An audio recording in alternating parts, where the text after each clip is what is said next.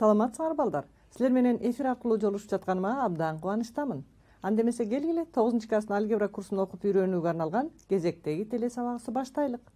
Дептерлериңерди даярдап, калем саптарыңарды даярдап, бүгүнкү сабактын жаңы темасын жазганга даярданып тургула. Алгач мен силерге теманы айтаардан мурда бир нече сүрөт көрсөтүп көрөйүн. Карап көргүлөчү. Экранда мен силерге 3 сүрөттү көрсөтүп жатам. Ушул 3 сүрөттүн бир жалпылыгы бар. Ал кайсы жалпылык болду экен? Кана ойлонуп көргүлөчү. Мен кайсы термин жөнүндө же кайсы сөз жөнүндө айткан аттым экен байкадыңар болду экен? Балдар, чачтын дагы тамыры бар. Тиштин да тамырын көрүп турасыңар. Ошондой эле бактын да тамыры бар.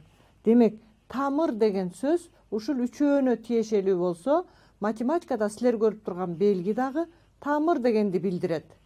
Карагылачы. Тамыр деген термин математикада да колдонулат. Мына силер көрүп турган белги менен. Чачтын да тамыры бар экенин, тиштин, бактын тамыры бар экендигин силер жашоодо көп эле кездештирип жүрөсүңөр. Демек, математикада дагы силер тамыр деген түшүнүктү укканда силер көрүп турган белгини элестетишиңер керек. Тамырды математикада башкача дагы атап коет. Башкача айтканда тамырдын синоними радикал. Кана эстеп калабыз? Тамыр же радикал экөө синоним сөздөр. Математикада айрым учурда тамыр деп да колдонуп коебуз, кээде радикал деп да айтсак болот. Мына биздин бүгүнкү сабагыбыздын темасы ушул тамыр тууралуу болмокчу. Башкача айтканда математикадагы тамыр тууралуу жаңы бир тема менен тааныштырайын. Анда эмесе келгиле балдар, дептерибизге жаңы теманы жазып алалык. Энинчи даражалуу тамыр.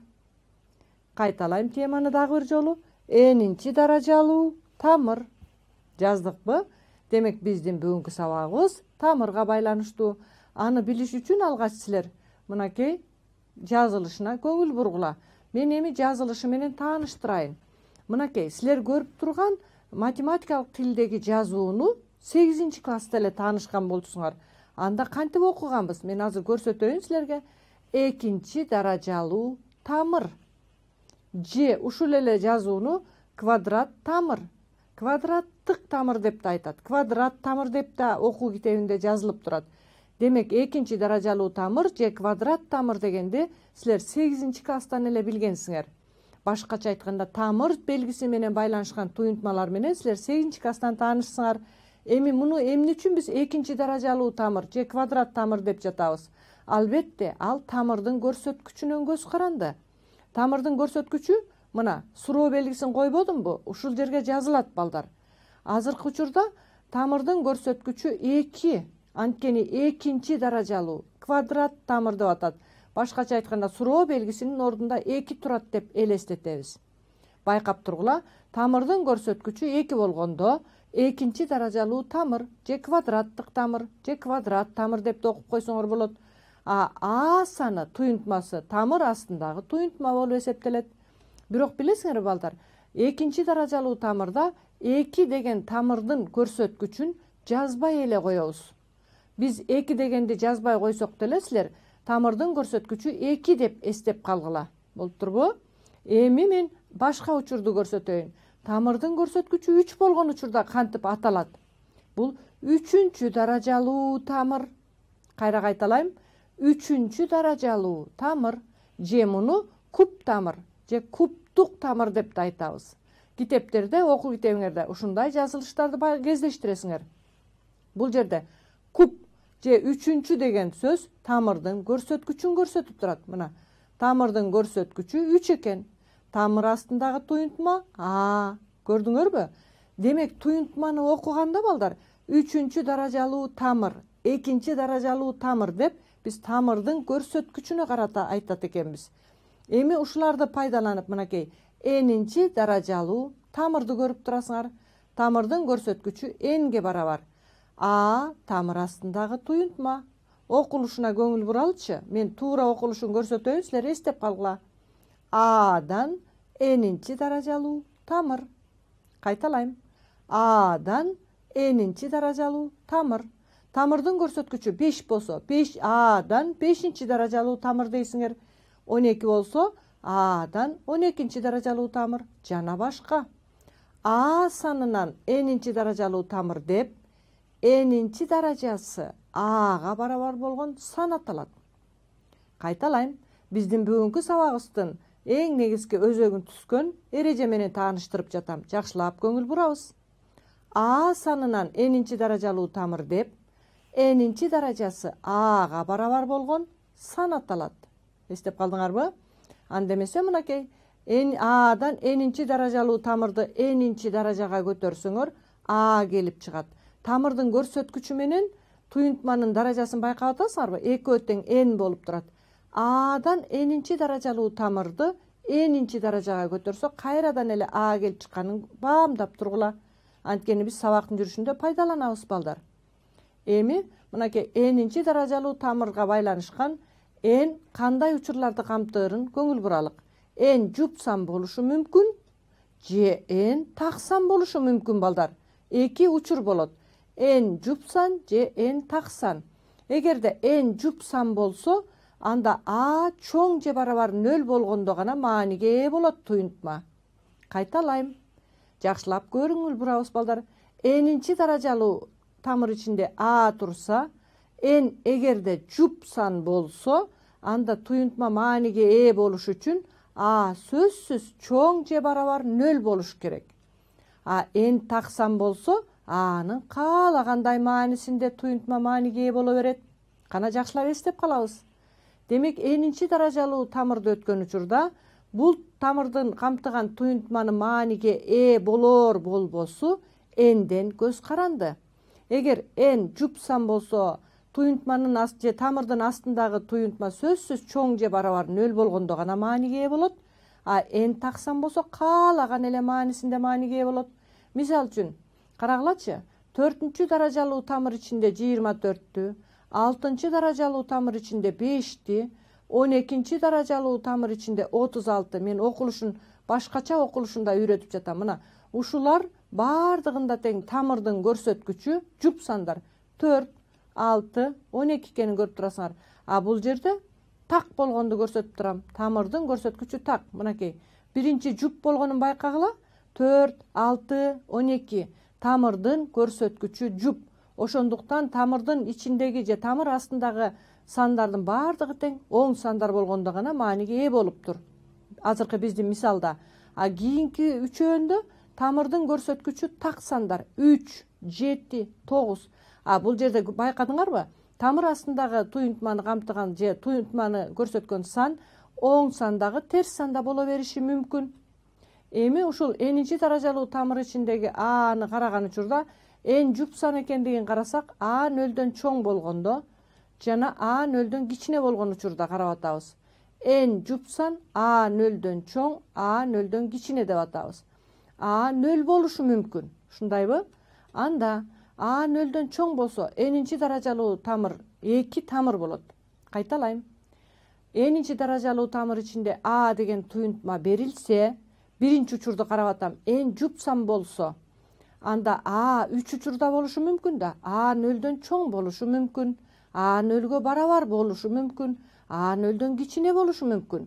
Эгерде А 0дөн чоң болсо, анда энинчи даражалуу 2 тамыр болот. А 0дөн кичине болсо, энинчи даражалуу тамыр болбойт. Жупсан болгондо. А 0 болгондо энинчи даражалуу тамыр 0гө барабар болот. Эстеп калдыкпы? Мына ушул 3 учурду карайбыз. 15-тин 4-чү даражалуу тамырлары. Мынакей. Минусу менен, анан плюсу менен 2 учурду карап атабыз. Көрдүңөрбү? Тамырдын астындагы туюнтма 15, 4-чү даражалуу болсо, демек тамырдын көрсөткүчү 4 болсо, анда 2 тамыры болорун көргүлө. 15-тин 4-чү даражалуу тамырлары 2. 4-чү даражалуу тамырдын ичинде минус 16 болсо, бул тамыр мааниге ээ болбойт. Же болбосо минус 16-нын 4-чү даражалуу тамырлары жашабайт. Түшүндүкпү? Эми балдар ушуга байланышкан функцияларга көңүл буралычы. Y барабар x'тин k даражасы k2n, башкача айтканда k жупсан болсун. Анда анын айрым учурларына токтололу. Y барабар x квадрат деген функция, y барабар x'тин 4-чү даражасы, y барабар x'тин 6-чы даражасы. Биз азыр даражалууну көрсөтөйүн, анан тамырга өтөм балдар. Мынакей y барабар x квадратын схемалык түрдө чийдим. 4-cü даража болсо дагы парабола болот, бирок жайланышын байкагылачы. Параболанын түп жагын көрдүңөрбү? OX-ка жакындап жатат. 6-чы болсо андан да жакындайт. Бирок үчөө тең эле парабола болуп эсептелет. Бул Y барабар X-тин K даражасы болгондо, K жупсан болгондо. Эми ушунун айрым учуру таксан болгон учурду көрсөтөйүн. Y барабар X-тин кубу, мына кубтук парабола. X-тин 5-чиси, бул дагы кубтук парабола. X-тин 7-чиси, бул дагы кубтук парабола. Мен азыр силерге балдар даражалуу функциядан даража көрсөткүчү жуп болгонго мисал көрсөттүм, жана так болгонго мисал көрсөтүп жатам. Анда x квадрат барабар 3 деген теңдеменин тамырларын таап көргүлөчү. Бул теңдеменин канча тамыры болушу мүмкүн? Бул биз бүгүнкү өтүп жаткан теманын өзөгүн түзгөн негизги түшүнүктөргө кирет. Кана x квадрат барабар 3 деген теңдеменин канча тамыры бар? Же кайсыл жооп ушул теңдеменин тамырлары болот? Ойлонуп көрөбүз. Таптыңарбы балдар?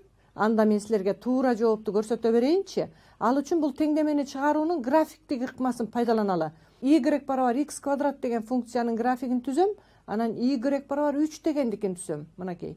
Y барабар x квадраттыкын түзсөм парабола болот. Көрүп турасыңар, схемалык түрдө эле чийдим.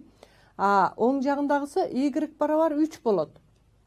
Y барабар 3 деген бул OX огуна параллел кеткен сызык болот. Мынакей мен сызыкты жүргүзөйүн. Көрдүңөрбү? Бул сызык парабола менен эки чекитте кесилишти. Кайталайм. Экранда силер көрүп турган балдар. X квадрат барабар 3 деген теңдемени графиктик жол менен чыгара турган болсом, сол жагынын графиги парабола, оң жагынын графиги түз сызык болду. Экөө эки чекитте кесилишти. Кесилиш чекитинин координаталарынын абсциссасын көрсөтсөм, бирөө минус квадраттык тамыр ичинде 3, экинчиси квадраттык тамыр ичинде 3. Бул теңдеменин эки тамыры бар. Мынакей көрсөтүп жатам, көрүп атасыңарбы? Абсциссаларын карайбыз да, бул кесилиш чекиттин. Кесилиш чекиттин абсциссаларын жаза турган болсок, туура жооп канчанчы жооп экен? 4-чү жооп. Эгерде кимиңер 4-чү жоопту туура деген болсоңор, азаматсыңар. Мына биз бүгүнкү өтүп жаткан n-чи даражалуу тамыр менен чыкты, көрдүңөрбү? n-чи даражалуу тамырдын ичинен квадраттык же экинчи даражадагы тамыр менен чыкты. Минус 3 квадраттык тамыр ичинде 3 же болсо квадраттык тамыр ичинде 3 болуп чыкканын көрдүңөр. Эми ушул эле теңдемелерди чыгарууда ушул тамырды байланыштырып көрсөтөйүн. X-тин 6-чы даражасы плюс 10 барабар 24 деген теңдеме берилсин балдар. Бул 6-чы даражалуу теңдеме. Муну чыгарыш үчүн белгисизди камтыгандарды бир жагына, белгилүүнү камтыгандарды экинчи жагына алып өтөйүн. 10ду барабардыктын оң жагына алып өтсөм минус 10 болот. Кемитсем 14. Эми баамдап тургулачы, X-тин 6-чы даражасы барабар 14 деген теңдемени чыгарыш үчүн силер схемалык түрдө графиктерин элестете билишиңер керек. Ал үчүн X-тин 6-чы даражасы даража көрсөткүчү жуп болуп жатат. Демек мунун графиги парабола болот. Y барабар 14 деген бул түз сызык. Көрдүңөрбү балдар? Эгерде X-тин даража көрсөткүчү жуп болсо, анда парабола болорун элестеттиңер. Y барабар 14 болсо эки чекиттен кесээрин көрдүңөр. Мына биринчи чекит, экинчи чекиттин абсциссасын жазсам, минус 6-чы даражалуу тамыр ичинде 14. Жана 6-чы даражалуу тамыр ичинде 14. Мынакей эки тамыры бар экендигин көрдүңөр. Түшүнүп жатасыңар балдар? Мен бул теңдемени чыгарууда бүгүнкү теманын негизги түшүнүгүн пайдаланып жатам. n-чи даражалуу тамырдын айрым учуру катары 6-чы даражалуу тамыр ичинде 14 жана минус 6-чы даражалуу тамыр ичинде 14 чыгарын көрдүңөр. Бул теңдеменин эки тамыры бар экен. Жообун жазганда, мына силер көрүп тургандай эки жоопту жазып коюшуңар керек. Балдар, экранда силер X-тин 4-чү даражасы барабар 5 деген теңдемени көрүп турасыңар, жана X-тин 4-чү даражасы барабар минус 5 деген теңдемени көрүп турасыңар. Мен азыр ушул бир эле слайдда эки теңдеменин чыгарылышын көрсөтөйүн, жакшылап баамдап тургула. Ал үчүн экранда силер Y барабар X-тин 4-чү даражасынын графигин көрүп турасыңар, парабола. Анда Y барабар минус 5 деген түз сызыкты түзүп көрөйүнчү. Y барабар минус 5 деген түз сызыкты түзсөм, бул OX огуна параллел болгон, мына минус 5 аркылуу өткөн түз сызык болот. Эми карагылачы, y барабар x'tin 4-даражасынын графиги менен y барабар -5 дегендин функциялардын графиктери кесилиштиби? Кесилишкен жок балдар. Демек анда экөө кесилишпесе, бул теңдеменин чыгарылышы жок же теңдеменин анык тамыры жок. Чыгарылышы куру көптүк дейбиз. Жакшылап баамдап тургула. Теңдемени чыгарыш үчүн мен графиктеги ыкманы пайдаланып жатам. Оң жагынын графигинде түстүм, сол жагыныкында түстүм, экөө кесилишкен жок. Анда теңдеменин анык тамыры жок. Эми келгиле экинчи учурду карайлык. Демек анда экинчиникин карасак, y барабар 5 деген функциянын графигин түссөм, бул эки чекитте кесип өттү. А бул теңдеменин эки тамыры бар. -4-даражалуу тамыр ичинде 5 жана 4-даражалуу тамыр ичинде 5. Көрдүңөрбү балдар? Даража көрсөткүчү жуп болсо, оң жагын аналитикалык жол менен чыгарсаңар деле, каалаган сандын жуп даражасы терс сан чыкпайт болчу. Көрдүкпү? Демек жообун жазсам, x'tin 4-даражасы барабар 5тин 2 тамыры бар экен. Мына ушул эки теңдемени салыштыруу менен бүгүнкү биз өтүп жаткан n-чи даражалуу тамыр түшүнүктөрүн пайдаланып жатканыбызга көңүл буруп жатасыңар. Эми балдар, силерге өзүм тапшырма берейин. Кана x'tin 7-даражасы барабар -2 деген теңдеменин чыгарылышы канчанчы жоопту канааттандырат? Биринчиби, экинчиби, үчүнчүбү же төртүнчүбү? Силерден сурап жатат. Бул теңдеменин канча чыгарылышы бар деген суроону бердим. Бул теңдемени чыгаргыла жана анын канча чыгарылышы бар экенин таап көргүлөчү. 1 чыгарылышы, 2 чыгарылышы, 7 чыгарылышы же тамыры жок. Анда эмесе мен туура жообун көрсөтө берейин. Жакшылап көңүл бурабыз. Ал үчүн y барабар x'tin 7-даражасынын графигин түссөм, кубтук парабола болот.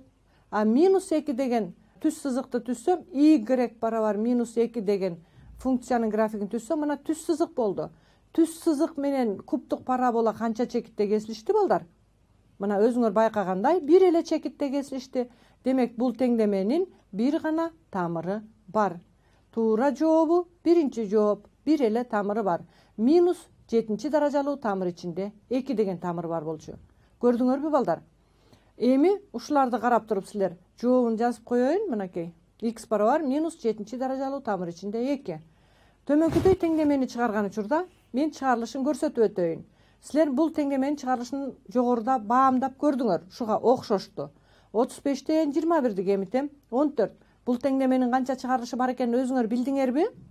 x'tin 12-даражасы. Демек мунун графиги схемалык түрдө чийсем парабола. А 14 менен кесилишин карасаңар, эки чекитте кесилишет. Демек бул теңдеменин эки тамыры бар. Мен n-чи даражалуу тамырды пайдаланып, теңдемелерди чыгарып жатам. Мынакей, биринчи тамыры, экинчи тамыры. Көрдүңөрбү? Мында жообун жазган учурда мынакей x биринчи, x экинчи тамыр деп жазасыңар, Эми мен силерге сабакты жыйынтыктайм. Кана балдар? Сабакты жыйынтыкташ үчүн мен даража көрсөткүчү жуп болгон учурду көрсөтүп жатам. x'tin 4-даражасы барабар -34. Мунун канча тамыры бар? Ойлонуп көргүлөчү. Анык тамырга ээ эмес. Анткени x'tin 4-даражасы көрүп турасыңар, Бул парабола болот, -34 түз сызык OX огун төмөн жагында жатат. Же болбосо каалаган сандын жуп көрсөткүчү терс сан болбойт. А x'tin 4-даражасы барабар 0 болсо, бир гана тамыры бар. А x'tin 12-даражасы барабар 14 болсо, мунун эки тамыры бар экендигин көрдүңөр. Мен азыр x'tin даража көрсөткүчү жуп болгон учурду көрсөтүп жатам. Эми так болгон учурдан 3тү көрсөтөйүнчү. Мына x'tin 7-даражасы барабар -49 дегенде, x'tin 7-чиси кубтук парабола -49 менен бир чекитте кесилишет. Демек мунун бир тамыры бар. А x'tin 7-даражасы барабар 0 болсо, мунун бир эле 0 деген тамыры бар. А x'tin 7-даражасы барабар 5 болсо дагы, мунун бир гана тамыры бар. Мынакей. Эми ушуну менен балдар, мен силерге байкап жатасыңарбы? n-чи даражалуу тамыр деген түшүнүктү берүү менен силерге бүгүнкү сабакта бир нече теңдемелерди иштедим. Башкача айтканда, белгисиздин x'tin даража көрсөткүчү жуп болгон учурларды жана так болгон учурларды чыгарган учурда биз бүгүнкү негизги түшүнүк катары караган n-чи даражалуу тамыр түшүнүгү пайдаланылды. Анда эмесе ушул бүгүнкү сабакта алган билимиңерди андан ары колдонуп, окуу китебиндеги калган тапшырмаларды өз алдыңарча аткарып көрүүгө аракет кылгыла. Ал эми мен силер менен коштошоюн. Кайрадан эфир аркылуу жолугушканча саламатта калгыла.